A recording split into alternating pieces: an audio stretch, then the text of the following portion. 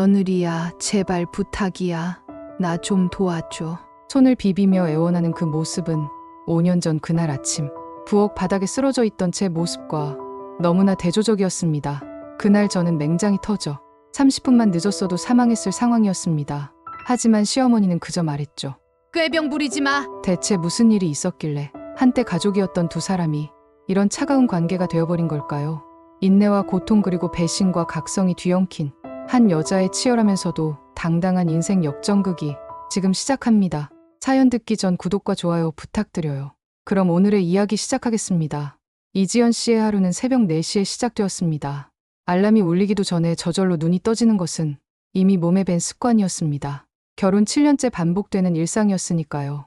조용히 침대에서 일어난 지연 씨는 아직 깊이 잠든 남편 민수 씨를 깨우지 않으려 조심스럽게 움직였습니다. 하지만 남편은 아내가 새벽같이 일어나는 것에 전혀 관심이 없었습니다. 시어머니가 시키는 일이니 당연하다고 생각했을 뿐이었죠. 부엌으로 향한 지연 씨는 가장 먼저 시어머니 방 앞에 놓인 따뜻한 보리차 주전자를 확인했습니다. 시어머니 박순희 씨는 아침에 눈 뜨자마자 미지근한 보리차를 한 잔 마시는 것이 습관이었습니다. 그것은 며느리가 준비해야 하는 첫 번째 의무였죠. 지연 씨는 냉장고에서 재료를 꺼내 아침 식사 준비를 시작했습니다. 시어머니와 남편 그리고 시아버지까지 3명의 아침상을 차려야 했습니다. 각자 원하는 메뉴도 달랐습니다. 시어머니는 된장찌개와 김치 그리고 나물 반찬, 시아버지는 계란 후라이와 베이컨, 남편은 간단한 토스트와 우유. 하지만 지연 씨는 항상 마지막이었습니다. 가족들이 다 먹고 난 후에야 남은 음식으로 끼니를 때우는 것이 이 집의 규칙이었으니까요. 시계는 새벽 5시를 가리켰습니다. 지연 씨는 쌀을 씻으며 오늘도 긴 하루가 시작되었다는 것을 온몸으로 느끼고 있었습니다. 그때였습니다. 지연아, 물소리가 왜 이렇게 크니? 시어머니 박순희 씨가 어느새 부엌 문을 열고 들어와 있었습니다. 죄송해요, 어머님, 조심할게요. 지연 씨는 재빨리 고개를 숙이며 사과했습니다. 하지만 시어머니의 잔소리는 그것으로 끝나지 않았습니다. 아침부터 덜렁덜렁하기는 7년이 지나도 집안일 하나 제대로 못하면 어떡하니? 요즘 며느리들은 편하게만 살려고 하지 우리 때는 말이야. 시어머니의 긴 잔소리가 시작되었습니다. 지연 씨는 묵묵히 고개를 숙인 채 네 어머님 하고 대답만 반복했습니다. 반박하거나 변명하는 것은 더 큰 화를 부르는 일이라는 것을 지연 씨는 이미 잘 알고 있었습니다. 그리고 오늘 저녁은 민수 아버지 친구분들 오시니까 고기 많이 준비해 돼지갈비로 3kg 사오고 밑반찬도 다시 만들어. 어제 김치 너무 짜더라. 아, 그리고 거실 청소 다시 해, 먼지 쌓였어. 시어머니의 지시사항은 끝없이 이어졌습니다. 지연 씨는 속으로 한숨을 쉬었지만 겉으로는 밝은 표정을 지으며 대답했습니다. 네 어머님, 알겠습니다. 오전 7시가 되자 시아버지와 남편이 일어났습니다. 지연 씨는 재빨리 상을 차려 각자 원하는 메뉴를 내놓았습니다. 지연아, 국이 왜 이렇게 싱거워? 소금 좀 더 넣어. 남편 민수 씨가 불평했습니다. 미안해, 지금 바로 간 맞출게. 지연 씨는 재빨리 국을 가져가 간을 더 맞췄습니다. 하지만 시어머니는 그 모습을 보며 혀를 찼습니다. 에휴, 7년을 살아도 입맛 하나 제대로 못 맞추네. 식사 시간 내내 지연 씨는 밥을 먹기보다 이 사람 저 사람 시중 드느라 바빴습니다. 반찬 더 달라는 시아버지, 물 더 달라는 남편, 김치가 맵다는 시어머니. 지연 씨는 자신의 밥그릇은 단 한 번도 들지 못한 채 가족들의 식사가 끝나기만을 기다렸습니다. 잘 먹었어. 남편이 일어서며 말했습니다. 저 회사 가볼게. 응, 조심해서 다녀와. 지연 씨가 답했지만 남편은 이미 현관으로 향하고 있었습니다. 시아버지도 곧 출근 준비를 했습니다. 지연 씨는 남은 식탁을 정리하며 이제야 자신의 식사를 할 수 있게 되었습니다. 하지만 그때 지연아, 설거지부터 하고 먹어. 음식 식으면 어떡해? 시어머니의 목소리가 들려왔습니다. 네 어머님. 지연 씨는 결국 자신의 밥그릇을 냉장고에 넣고 설거지를 시작했습니다. 찬물에 손이 시렸지만 따뜻한 물을 쓰면 또 잔소리를 들을 것이 뻔했기에 차가운 물로 설거지를 했습니다. 오전 9시 설거지를 마친 지연 씨는 이제야 간단히 식사를 했습니다. 차가워진 밥과 국. 하지만 천천히 먹을 시간도 없었습니다. 지연아, 장 보러 가야지. 뭐하니? 시어머니가 재촉했습니다. 지연 씨는 서둘러 옷을 갈아입고 장바구니를 들었습니다. 시장에서 돌아온 것은 오전 11시였습니다. 무거운 장바구니를 들고 5층까지 계단을 올랐습니다. 엘리베이터는 고장난 지 일주일째였지만 수리를 요청하는 것조차 시어머니 눈치를 봐야 했습니다. 돈이 어디서 나니? 계단으로 다니면 되지. 지연 씨는 숨을 헐떡이며 집에 도착했습니다. 그리고 바로 점심 준비를 시작했습니다. 하지만 그날 오전부터 지연 씨는 이상한 느낌을 받고 있었습니다. 배가 아팠습니다. 처음에는 단순한 소화불량이라고 생각했습니다. 하지만 시간이 갈수록 통증은 점점 심해졌습니다. 오른쪽 아랫배가 마치 누군가 칼로 찌르는 것처럼 날카롭게 아파왔습니다. 지연 씨는 작은 신음을 흘렸지만 재빨리 입을 막았습니다. 시어머니에게 들키면 안 되니까요. 점심을 준비하는 동안에도 통증은 계속되었습니다. 식은땀이 이마에 맺혔고 손은 미세하게 떨렸습니다. 하지만 지연 씨는 꾹 참았습니다. 조금만 참으면 나아지겠지. 그렇게 스스로를 다독였습니다. 점심 식사를 마친 후 지연 씨는 화장실에 들어가 몰래 진통제를 먹었습니다. 하지만 통증은 가라앉지 않았습니다. 오히려 더 심해지는 것 같았습니다. 지연아, 설거지 안 하고 뭐해? 시어머니의 목소리가 들렸습니다. 네, 지금 갑니다. 지연 씨는 아픈 배를 부여잡으며 다시 부엌으로 향했습니다. 오후 내내 지연 씨는 통증을 참으며 집안일을 했습니다. 빨래를 널고 청소를 하고 저녁 준비를 시작했습니다. 하지만 통증은 점점 더 심해져 이제는 제대로 서 있기도 힘들 지경이었습니다. 어머님, 저 좀 아파요. 지연 씨는 용기를 내어 시어머니에게 말했습니다.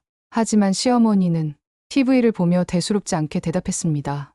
에이, 좀 쉬면 나아. 여자들은 다 그렇게 사는 거야. 그리고 오늘 저녁 손님 오신다며 네가 아프면 누가 준비해. 지연 씨는 더 이상 말할 수 없었습니다. 그저 참고 견딜 수밖에 없었습니다. 저녁 6시 시아버지의 친구분들이 도착했습니다. 지연 씨는 비틀거리며 손님들께 인사를 했습니다. 그리고 주방으로 들어가 고기를 굽고 반찬을 내왔습니다. 손님들의 웃음소리와 대화 소리가 거실에서 들려왔지만 지연 씨는 그저 기계적으로 음식을 나르고 그릇을 치우는 일만 반복했습니다. 배의 통증은 이제 참을 수 없는 지경에 이르렀습니다. 칼로 배를 긋는 것 같은 날카롭고 지속적인 통증, 그리고 온몸에 퍼지는 열기. 지연 씨는 자신이 심각하게 아프다는 것을 알았습니다. 하지만 지금 이 자리를 벗어날 수는 없었습니다. 손님들이 계시는데 며느리가 먼저 자리를 뜨는 것은 이 집에서 절대 용납되지 않는 일이었으니까요. 지연아, 과일 좀 깎아와. 시어머니가 주문했습니다. 네, 지연 씨는 비틀거리며 주방으로 향했습니다. 과일을 깎는 손이 떨렸습니다.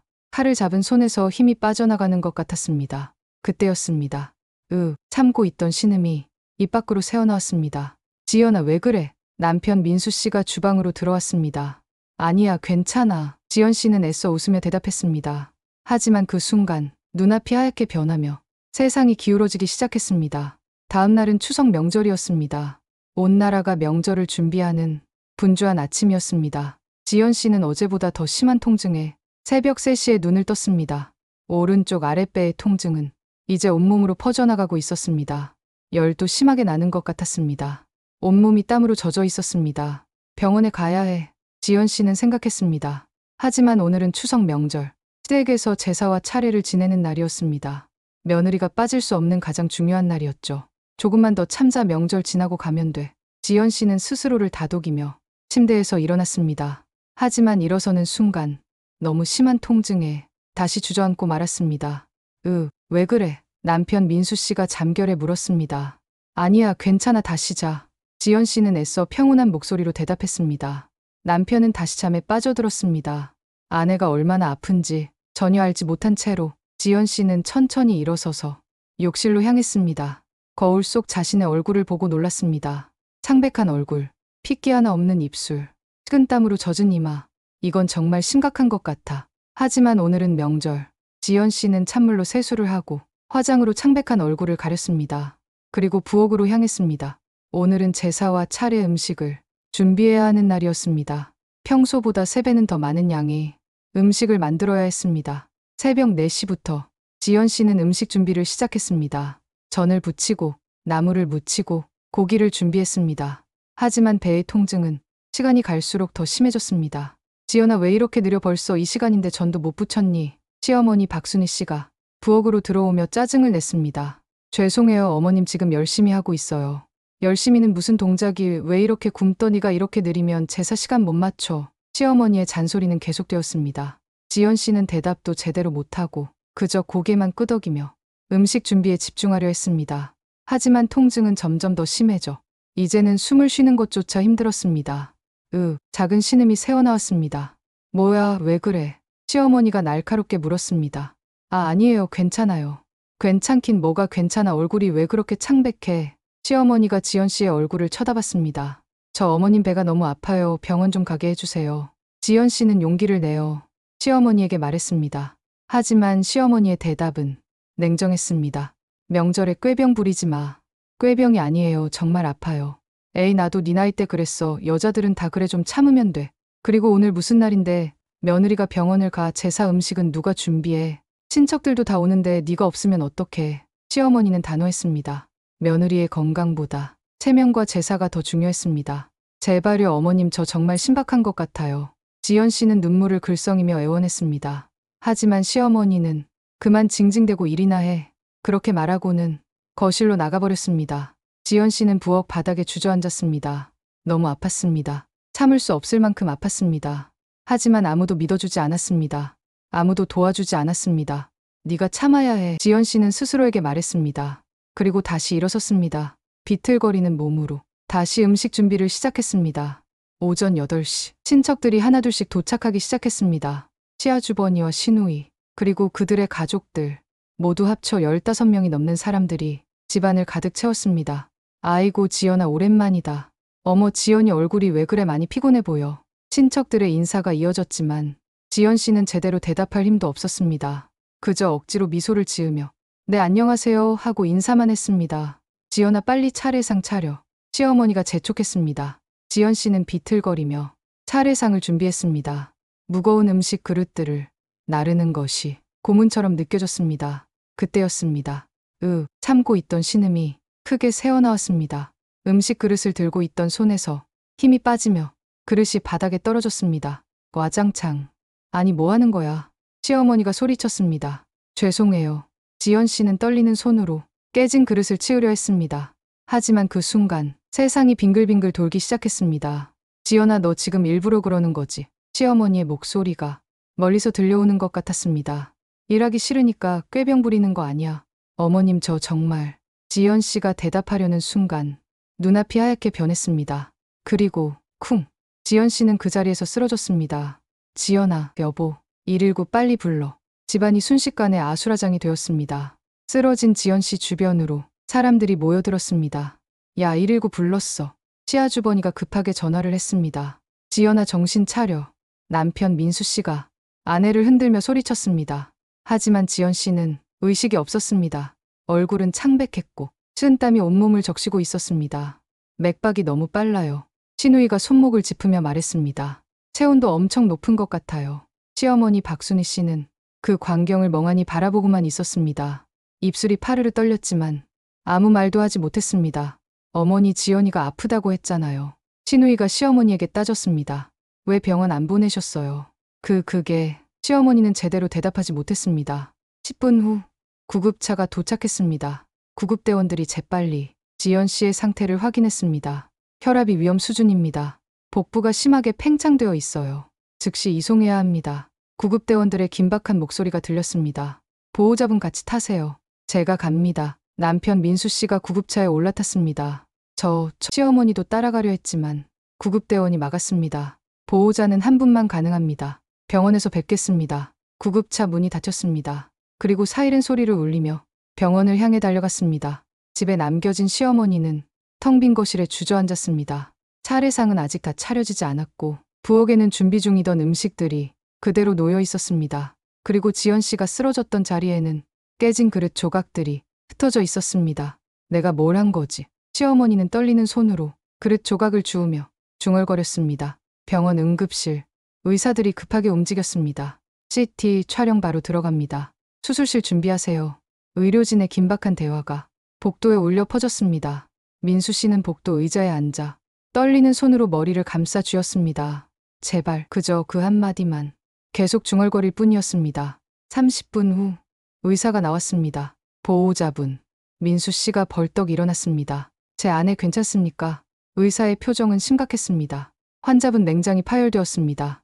복막염으로 진행 중이고요. 즉시 응급 수술을 해야 합니다. 조금만 늦었어도. 의사는 잠시 말을 멈췄습니다. 생명이 위험했을 겁니다.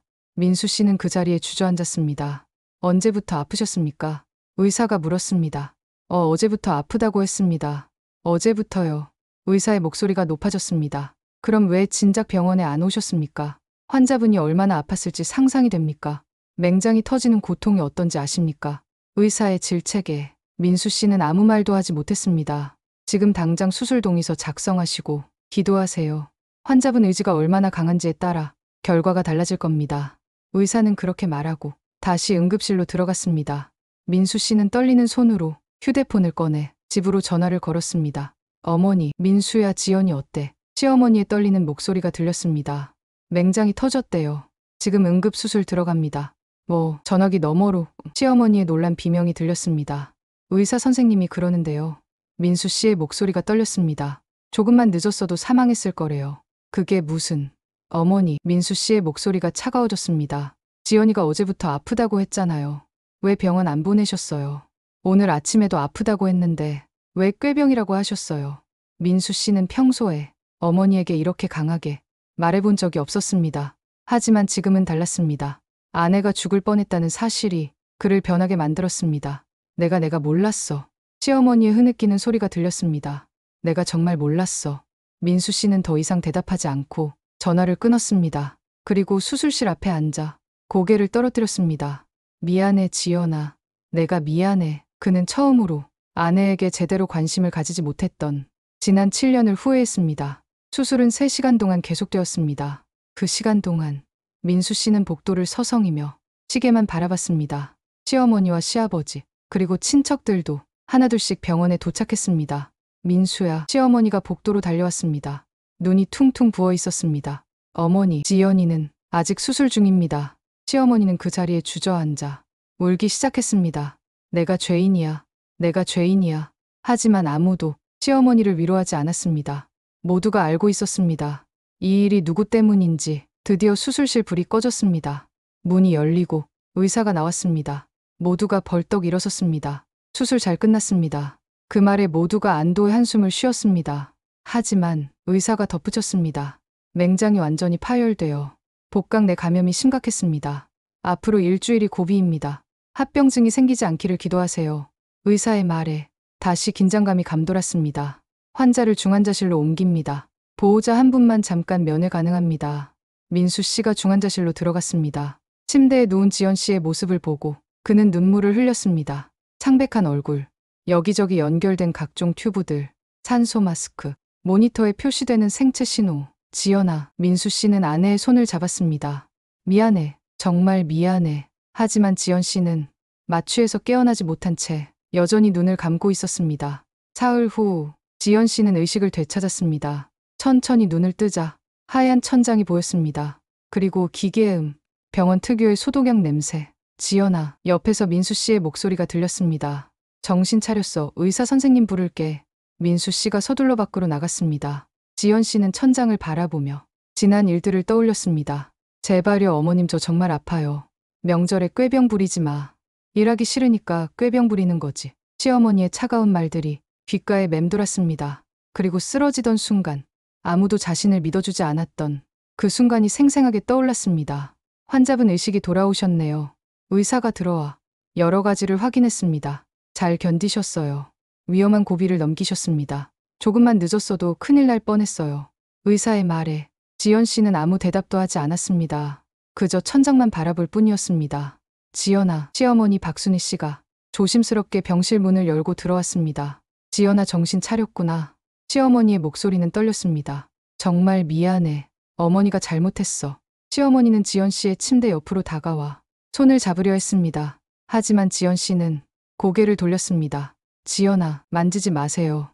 지연 씨의 목소리는 차가웠습니다. 시어머니는 그 목소리에 놀라 손을 거뒀습니다. 지연아, 어머니가 정말 미안해. 내가 너무 몰랐어. 네가 그렇게 아픈 줄 몰랐어. 시어머니는 눈물을 흘렸습니다. 하지만 지연 씨는 여전히 고개를 돌린 채 대답하지 않았습니다. 제발 용서해줘. 어머니가 앞으로 잘할게. 다시는 그러지 않을게.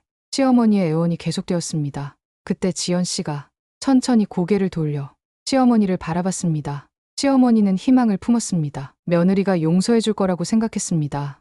하지만 어머니, 지연 씨의 목소리는 침착했습니다. 저는 더 이상 어머니의 며느리가 아닙니다. 시어머니는 믿을 수 없다는 표정이었습니다. 지연아, 무슨 소리야. 그대로입니다. 지연 씨는 차분히 말을 이었습니다. 저는 죽을 뻔했어요. 하지만 어머니는 저를 꾀병쟁이라고 했죠. 일하기 싫어서 거짓말한다고 했고요. 지연아, 그건 7년이었습니다. 지연 씨의 목소리가 조금 떨렸습니다. 7년 동안 저는 이 집의 며느리로 살아왔습니다. 새벽 4시에 일어나 밤 12시에 자면서 한 번도 불평하지 않았습니다. 하지만 제가 정말 아파서 도움을 청했을 때 어머니는 저를 믿지 않으셨어요. 시어머니는 고개를 떨어뜨렸습니다. 그래서 지연 씨는 단호하게 말했습니다. 저는 이 집을 나가겠습니다. 지연아, 민수 씨가 놀라서 말했습니다. 무슨 소리야? 당신한테도 할 말 있어요. 지연 씨는 남편을 바라봤습니다. 7년 동안 당신은 한 번이라도 제 편이 되어준 적 있나요?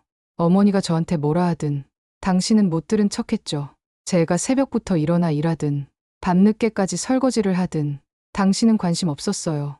민수 씨는 아무 말도 하지 못했습니다. 저도 사람이에요. 지연 씨의 눈에서 눈물이 흘렀습니다. 저도 힘들었어요. 저도 아프면 쉬고 싶었어요. 하지만 아무도 저를 돌보지 않았어요. 지연아, 미안해. 민수 씨가 손을 내밀었습니다. 하지만 지연 씨는 그 손을 뿌리쳤습니다. 이제 됐어요. 저는 더 이상 이 집 사람이 아닙니다. 퇴원하는 대로 짐 싸서 나가겠습니다. 그 말에 병실은 정적에 휩싸였습니다. 시어머니는 울면서 안 돼, 지연아, 제발 하고 애원했지만 지연 씨는 다시 고개를 돌려버렸습니다. 그날 이후 지연 씨는 병원에 있는 동안 시어머니와 남편의 면회를 모두 거절했습니다. 일주일 후 지연 씨는 퇴원했습니다. 그리고 약속대로 집으로 돌아가 짐을 쌌습니다. 지연아, 다시 생각해봐. 민수 씨가 애원했습니다. 우리 다시 시작하자. 내가 잘못했어. 앞으로 잘할게. 하지만 지연 씨는 냉정하게 대답했습니다. 7년이 지나도록 당신은 변하지 않았어요. 이제 와서 변하겠다는 말을 어떻게 믿어요? 지연아, 이혼합시다. 지연 씨의 단호한 말에 민수 씨는 말문이 막혔습니다. 생각할 시간을 줄게요. 지연 씨는 짐을 들고 집을 나섰습니다. 시어머니가 막으려 했지만 지연 씨는 뿌리치고 현관문을 나섰습니다. 그리고 뒤돌아보지 않았습니다. 7년을 살았던 그 집을, 그 고통의 시간들을 모두 뒤로하고 지연 씨는 새로운 삶을 향해 걸어갔습니다. 그날 밤 지연 씨는 친정 언니 집에 짐을 풀었습니다. 지연아, 정말 괜찮아? 언니가 걱정스럽게 물었습니다. 응, 언니. 지연 씨는 처음으로 편안한 미소를 지었습니다.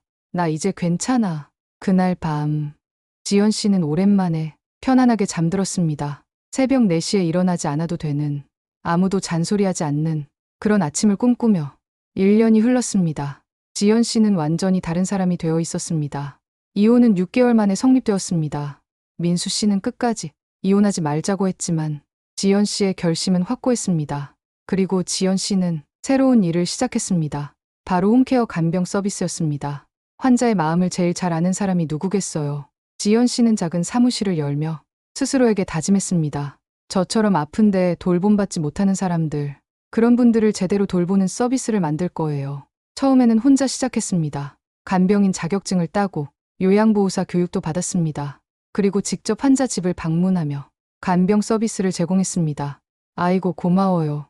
당신 덕분에 우리 어머니가 많이 좋아지셨어요. 고객들의 감사 인사가 지연 씨에게 큰 힘이 되었습니다. 그리고 입소문이 퍼지기 시작했습니다. 지연 케어는 진짜 다르더라.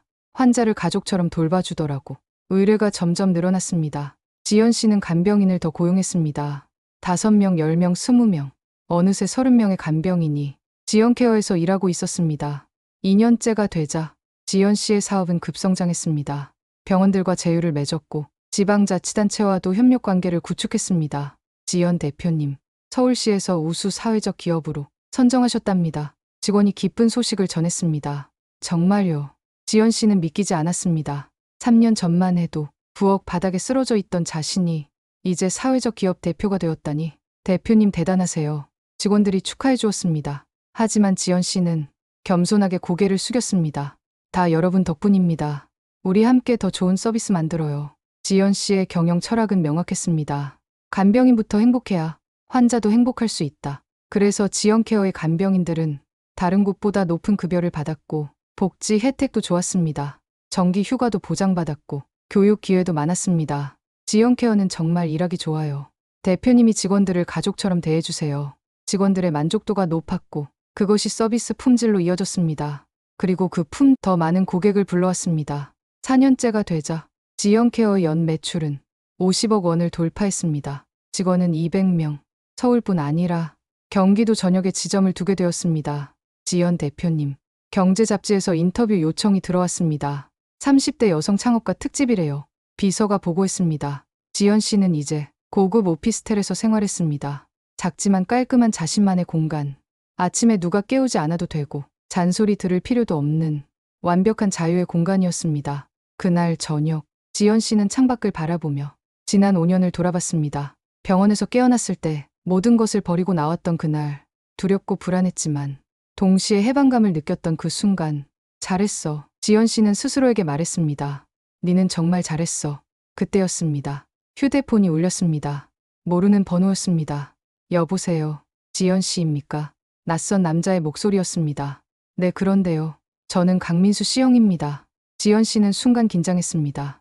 전 남편의 형, 즉 전 시아주번이었습니다. 무슨 일이세요? 사실은 그는 잠시 망설이다 말했습니다. 어머니가 많이 편찮으십니다. 지연 씨는 아무 말도 하지 않았습니다. 암이래요, 췌장암. 이제 얼마 안 남으셨대요. 침묵이 흘렀습니다. 그래서요. 지연 씨가 냉정하게 물었습니다. 어머니가. 그는 말을 이었습니다. 니를 보고 싶어 하십니다. 용서를 구하고 싶으시대요. 지연 씨는 웃음이 나왔습니다. 지금 와서요. 죽기 전에 면죄부를 받고 싶으신 거군요. 지연 씨, 죄송하지만 지연 씨는 단호하게 말했습니다. 저는 거절하겠습니다. 하지만 제가 용서한다고 해서 어머니의 암이 낫나요? 제가 용서하지 않는다고 해서 어머니가 더 고통스러우신가요? 지연 씨의 목소리는 차가웠습니다. 그건 어머니가 스스로 감당하셔야 할 일입니다. 저한테 위로를 구하지 마세요. 그리고 전화를 끊어버렸습니다. 하지만 지연 씨는 창밖을 바라보며 복잡한 감정을 느꼈습니다. 분노도 있었고 슬픔도 있었습니다. 하지만 그것은 예전만큼 강렬하지 않았습니다. 이제 지연 씨에게 시댁 사람들은 그저 과거일 뿐이었습니다. 시어머니 박순희 씨의 삶은 완전히 무너져 있었습니다. 지연 씨가 떠난 후 민수 씨도 점점 집에 들어오지 않았습니다. 회사 일이 바쁘다는 핑계였지만 사실은 어머니와 같은 공간에 있기가 힘들었습니다. 며느리를 그렇게 대했던 어머니를 이해할 수 없었습니다. 시아버지는 2년 전 돌아가셨습니다. 심장마비였습니다. 그 후로 박순희 씨는 혼자 살고 있었습니다. 큰 아파트를 팔고 작은 빌라로 이사했습니다. 경제적으로 어려웠기 때문입니다. 아들 민수 씨는 생활비를 보내주긴 했지만 직접 찾아오는 일은 거의 없었습니다. 며느리가 없으니 집안일을 스스로 해야 했습니다. 그제야 박순희 씨는 알았습니다. 며느리가 얼마나 많은 일을 했는지, 얼마나 힘들었을지. 6개월 전 박순희 씨는 병원을 찾았습니다. 배가 아팠기 때문입니다. 검사 결과는 충격적이었습니다. 췌장암 사기입니다. 의사의 선고에 박순희 씨는 그 자리에서 주저앉았습니다. 얼마나 남았나요? 길어야 1년입니다. 박순희 씨는 집으로 돌아와 며칠 동안 울었습니다. 죽음이 두려웠습니다. 하지만 더 두려운 것은 혼자 죽어야 한다는 사실이었습니다. 내가 뭘 잘못한 거지? 박순희 씨는 스스로에게 물었습니다. 하지만 곧 깨달았습니다. 자신이 며느리에게 얼마나 잔인했는지. 지연아, 박순희 씨는 며느리 이름을 불렀습니다. 미안해. 하지만 지연 씨는 이미 5년 전에 떠났습니다. 그리고 다시는 돌아오지 않았습니다. 박순희 씨는 아들에게 전화했습니다. 민수야, 내 어머니, 나 많이 아파. 병원 다녀오세요. 나 췌장암이래. 뭐라고요? 민수 씨의 놀란 목소리가 들렸습니다. 사기를 얼마 못 산대. 전화기 너머로 민수 씨의 한숨이 들렸습니다. 주말에 갈게요. 하지만 주말에 민수 씨는 오지 않았습니다. 회사에 급한 일이 생겼다는 문자만 보내왔습니다. 박순희 씨는 혼자 병원 치료를 받으러 다녔습니다. 항암 치료는 고통스러웠습니다. 머리카락이 빠지고 구토가 심했습니다. 밥도 먹을 수 없었습니다. 누가 좀 돌봐줬으면. 박순희 씨는 생각했습니다. 그리고 문득 예전에 지연 씨가 했던 말이 떠올랐습니다. 저도 사람이에요. 저도 아프면 쉬고 싶었어요. 그제야 박순희 씨는 며느리의 그 심정을 이해했습니다. 어느 날 박순희 씨는 인터넷을 검색하다가 한 기사를 발견했습니다. 30대 여성 CEO 지연 씨, 간병 서비스로 연 매출 50억 달성. 사진을 보고 박순희 씨는 놀랐습니다. 바로 며느리 지연 씨였습니다. 지연이가. 박순희 씨는 기사를 읽고 또 읽었습니다. 며느리가 이렇게 성공했다니. 기사에는 지연 씨의 인터뷰가 실려 있었습니다.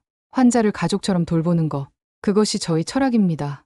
아픈 사람의 마음을 이해하고 진심으로 돌보는 서비스를 만들고 싶었습니다. 박순희 씨는 눈물을 흘렸습니다. 자신이 얼마나 어리석었는지 이제야 깨달았습니다. 며느리는 이렇게 착한 사람이었는데 자신은 그를 괴롭히기만 했습니다. 지연아 미안해. 박순희 씨는 중얼거렸습니다. 그리고 결심했습니다. 며느리에게 연락해야겠다고. 하지만 전화번호를 알 수 없었습니다. 이혼하면서 모든 연락이 끊겼기 때문입니다. 박순희 씨는 아들 민수 씨에게 부탁했습니다. 민수야, 지연이 전화번호 좀 알려줘. 왜요? 사과하고 싶어. 어머니. 민수 씨의 목소리가 차가워졌습니다. 지금 와서요. 제발 민수야. 안 돼요. 지연이는 이제 우리와 상관없는 사람이에요. 어머니가 그렇게 만드셨잖아요. 그렇게 말하고 민수 씨는 전화를 끊어버렸습니다. 박순희 씨는 망연자실했습니다. 그리고 다른 방법을 생각했습니다. 지연케어 홈페이지를 찾아 상담 신청을 했습니다. 하지만 상담원이 전화를 걸어왔을 때 박순희 씨의 이름을 듣고 죄송하지만 저희는 고객님께 서비스를 제공할 수 없습니다. 왜요? 그건 저희가 말씀드릴 수 없습니다. 전화가 끊겼습니다. 박순희 씨는 깨달았습니다. 지연 씨가 자신을 블랙리스트에 올려놓았다는 것을. 며칠 후 박순희 씨는 다시 큰아들에게 전화했습니다. 전 시아주번이었던 강민석 씨에게. 형님. 어머니. 지연이 연락처 좀 알려줘요. 어머니. 민석 씨는 난처해했습니다. 지연 씨가 원하지 않을 것 같은데요. 제발. 박순희 씨는 애원했습니다. 나 얼마 못 살아. 죽기 전에 사과하고 싶어. 민석 씨는 한숨을 쉬었습니다. 알겠습니다. 한번 물어볼게요. 그렇게 해서 지연 씨에게 연락이 갔지만 지연 씨의 대답은 단호했습니다. 만나고 싶지 않습니다. 박순희 씨는 그 말을 전해 듣고 절망했습니다. 하지만 포기할 수 없었습니다. 마지막으로 직접 지연케어 사무실을 찾아가기로 했습니다. 5년 만의 재회였습니다. 박순희 씨는 지연케어 본사 건물 앞에 섰습니다. 20층짜리 현대식 빌딩. 10층에 지연케어 사무실이 있었습니다. 박순희 씨는 떨리는 다리로 엘리베이터를 탔습니다. 몸이 너무 약해져서 서 있기도 힘들었습니다. 땡, 10층에 도착했습니다. 문이 열리자 깨끗하고 현대적인 사무실이 보였습니다. 어서 오세요. 리셉션 직원이 밝게 인사했습니다. 지연 대표님 계신가요? 박순희 씨가 떨리는 목소리로 물었습니다. 예약은 하셨나요? 아니요, 하지만 죄송하지만 대표님은 예약 없이는 면담이 어렵습니다. 박순희 씨는 난감했습니다. 그때 안쪽에서 한 여성이 나왔습니다. 세련된 정장을 입은 아름다운 여성. 바로 지연 씨였습니다. 5년 만에 보는 며느리는 완전히 다른 사람이 되어 있었습니다. 자신감 있는 걸음걸이, 당당한 자세. 예전에 고개 숙이던 며느리가 아니었습니다. 지연아. 박순희 씨가 불렀습니다. 지연 씨는 걸음을 멈췄습니다. 그리고 천천히 고개를 돌렸습니다. 어머님. 지연 씨의 목소리는 차가웠습니다. 아니, 박순희 씨. 박순희 씨는 그 말에 가슴이 무너지는 것 같았습니다. 예전에는 어머님이라고 불렀던 며느리가 이제는 박순희 씨라고 부르다니. 지연아, 제발 나 좀 봐줘. 박순희 씨는 애원했습니다. 지연 씨는 잠시 고민하다가 회의실로 오세요. 그렇게 말하고 앞서 걸어갔습니다. 박순희 씨는 비틀거리며 따라갔습니다. 회의실 문이 닫혔습니다. 둘만 남았습니다. 앉으세요. 지연 씨가 말했습니다. 박순희 씨는 의자에 앉았습니다. 지연 씨는 맞은편에 앉으며 팔짱을 꼈습니다. 무슨 일로 오셨습니까? 존댓말이었지만 그 안에는 온기가 없었습니다. 지연아. 박순희 씨. 지연 씨가 정정했습니다. 저는 더 이상 당신의 며느리가 아닙니다. 그러니 편하게 말씀하세요. 박순희 씨는 눈물을 흘렸습니다. 내가 잘못했어. 정말 미안해. 니한테 너무 잘못했어. 그때 내가 정신이 없었어. 네가 그렇게 아픈 줄 몰랐어. 지연 씨는 표정 변화가 없었습니다. 그래서요. 그래서 용서해줘. 제발 나 좀 용서해줘. 나 이제 얼마 못 살아. 최장암이야, 사기래. 지연 씨는 잠시 놀란 표정을 지었습니다. 하지만 곧 다시 차가운 표정이 되었습니다. 그래서 저한테 어떻게 해달라는 건가요? 네가 하는 간병 서비스. 나한테 좀 보내줘. 나 혼자서는 힘들어.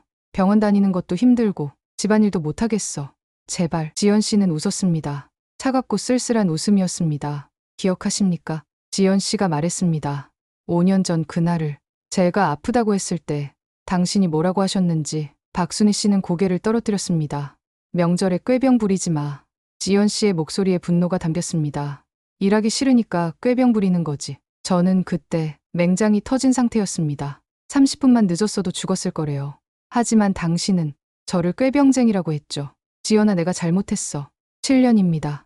지연 씨가 말을 이었습니다. 7년 동안 저는 새벽 4시에 일어나서 밤 12시에 잤습니다. 하루도 쉬지 않고 당신 가족을 위해 일했습니다. 하지만 단 한 번도 고맙다는 말을 들어본 적 없습니다. 대신 들은 건 잔소리와 비난뿐이었죠. 박순희 씨는 울면서 미안해, 정말 미안해 하고 반복했습니다. 이제 와서 지연 씨의 목소리가 높아졌습니다. 당신이 아프니까 저한테 도움을 청하러 오셨습니까? 당신은 제가 죽어가는데도 저를 외면했잖아요. 그런데 이제 당신이 아프니까 저보고 도와달라고요. 지연 씨는 자리에서 일어났습니다. 알겠습니다. 도와드리죠. 박순희 씨의 눈에 희망이 비쳤습니다. 정말? 네, 지연 씨가 말했습니다. 하지만 조건이 있습니다. 뭐든지 할게. 지연 씨는 박순희 씨를 내려다보며 말했습니다. 당신이 저한테 했던 모든 것을 당신도 똑같이 경험하시면 됩니다.